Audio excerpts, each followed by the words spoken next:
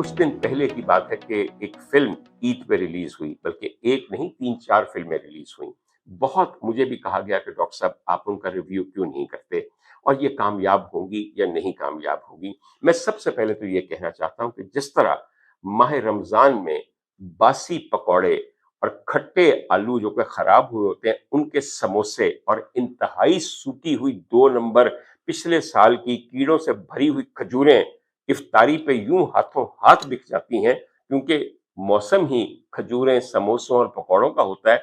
उसी तरह ईद उल फितर की 3-4-5 छुट्टियों के अंदर फिल्म कितनी ही बुरी, घटिया और गैर मयारी क्यों ना हो, चल जाती है। इसलिए कि एक चॉइसलेस कौम के पास और है क्या एंटरटेनमेंट के नाम पे, आप मुझे बताइए।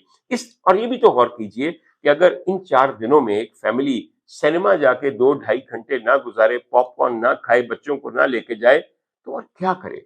हमारे पास कितने वेन्यूज हैं एंटरटेन होने के, खुश होने के, तफरीह के। तो आप बातें आप करते हैं, हमारे घर गेस्ट आ गए, हमारे यहाँ जिससे पूछो हमारे यहाँ मेहमान बहुत आए, मेहमान बहुत आए। अगर तुसी सारे ही मेजबान हो तो फिर दसो मेहमान कौन है, या अगर सारे तुसी मेहमान हो तो यह दसो मेजबान कौन है। ये बकवास हम सब सुनते हैं।